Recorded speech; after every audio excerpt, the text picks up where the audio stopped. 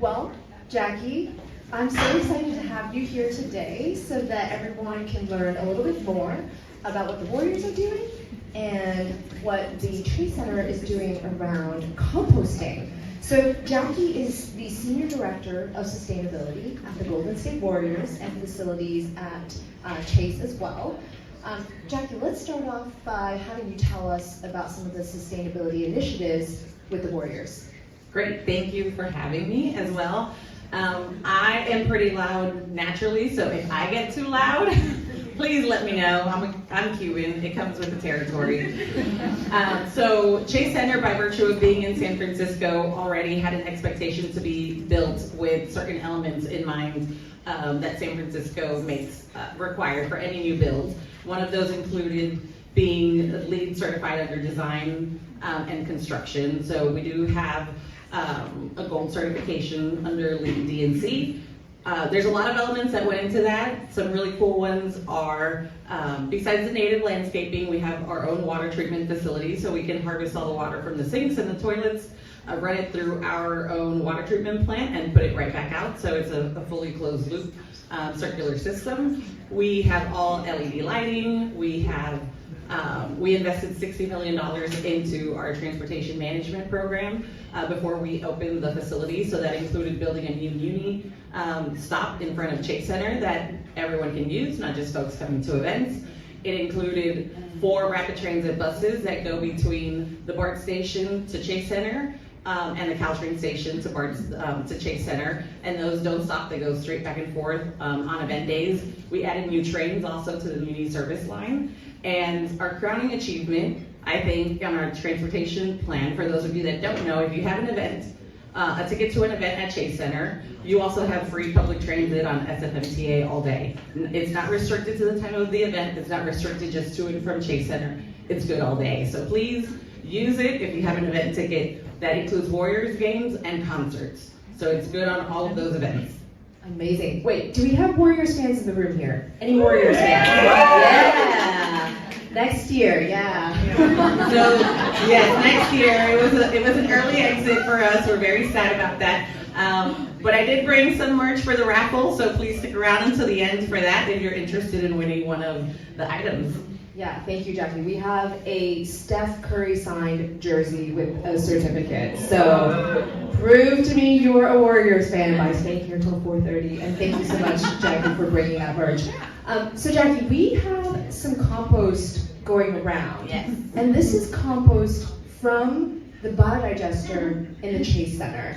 Tell us about the program. Yeah, so it is not hot cocoa, although it does smell like cocoa powder, so please don't take a sample. They're going around, sniff it, look at it.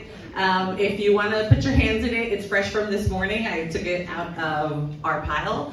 The biodigester is some technology that's coming out of Europe. It's actually been around for 15 years, just not in the States quite yet. We will be the first large venue outside of a couple of ski resorts, but large sports venue that will actually have one in the States. It's on its way to us by the end of May, but we currently have a smaller unit that we've been piloting, testing, full closed loop in San Francisco.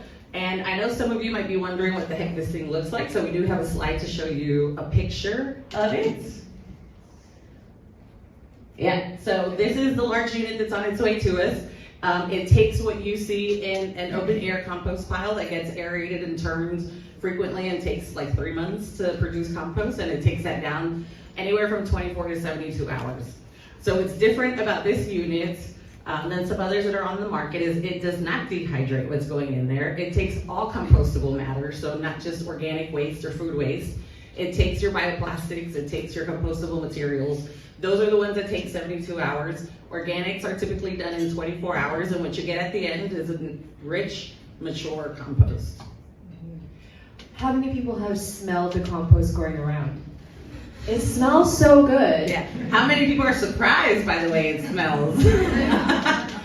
So what you don't get is that release of methane that typical open air compost has, right? Because it's all maintained within this machine. So really all you're getting is the end product and the scent of the end product, which was very important to us because it sits right next to our loading dock where the TV trucks hook up for games, where concerts come and offload all their equipment. So containing the smell was very important to us. How many people in the room compost today? Great, that's awesome. So you've got a composting program. A digester is not cheap. So tell us about why is Chase Center doing this and why is this important? Yeah, so we are signed on for the UN Sport for Climate framework, which means that we have committed to reducing our emissions, having them by 2030 and being completely net zero by 2040. And we're very committed to this. One of the biggest ways that we can do that is by controlling our waste stream and making sure we produce the least amount possible or send the least amount possible to the landfill.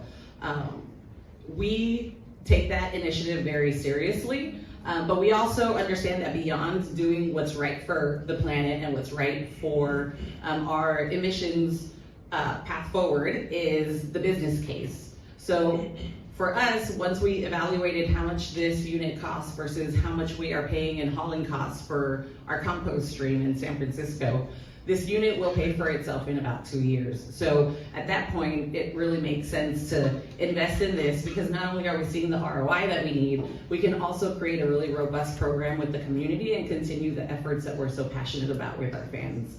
Nice. It's nice when the business case also works out. Yes. Any other photos you want to show of the digester or the compost here? Well, the digester, this is what it looks like, and it's got a little augers inside, but we do have some pictures of what the compost has behaved like in the wild, as we call it. Well, actually, let's talk about this. We calculated the emissions of all of our composting efforts. So Chase Center produces anywhere from 9 to 11 tons of waste on an event day. 4 to 6 tons of that is compost, so we average it out at 5 tons. Took that out over the next 5 years, and we will avoid 1,114 metric tons of CO2 just by composting all of our compostable waste streams. And you see some equivalencies up there of what that means in terms of cars off the road, right? Coal being burned, gas being consumed. So this is a very big part of how we're going to reduce our emissions to hit those targets in 2030 and 2040. And this is methane emissions too, right? Yes. And this is not calculating all the ancillary emissions that we're avoiding because now Ecology isn't hauling our compost 70 miles away to their open compost farm. Right? That truck has to go there and come back. That's without doing that really, really deep dive into the calculations. And California and San Francisco are pretty unique places, and there are some incentives. Can you share more about that? So this past year, the state had a great grant that was awarding millions of dollars to organizations that wanted to create a new compost stream. That was just one of the grants that was available. We did not qualify, sadly, because San Francisco already has compost being diverted from the landfill, but all the other counties in California could apply for this grant. They've also been very proactive in other emissions reductions grants. So if you're looking at renewable energy or clean energy tech, they're really investing in all of that. So I urge you to look at not just the state level, but your local municipalities for any free money out there to help support these programs. Nice. So what does it look like to engage fans on composting? How can you get them involved and what has been done so far? Yeah, so we think that our fans are our superpower, right? And it's very important that we tread the line between letting people have fun, but also educating them. So we've hosted green games. We had one just in March, and this one was all focused on tree reforestation in wildfire affected areas. So as part of that, we gave folks seed packages, we educated them on the importance of maintaining the soil, we gave out planters, and for next year's game, we will also be giving out the compost that we will be creating with the larger industrial machine that's coming this summer. Nice, I love that. So to wrap things up, Jackie, what other initiatives can you kind of give everyone here a sneak peek at? So there'll be lots of changes this summer directly related to our waste stream. We're gonna have brand new bins, we're gonna have new messaging, we're gonna integrate some things into the app for fans, but also reusables is a very big part of our waste reduction strategy. So starting in the fall with those events, Every cup in an event at San Francisco, whether it's alcohol or soda that you're purchasing, will be a reusable cup. So our new bins will also accept those back. They'll get washed, sanitized, and then they'll be out for the next event. So we're estimating that we will avoid about 1 million single-use cups next season. Can we get a hand for that? Quick question on that. Does that one make business sense as well?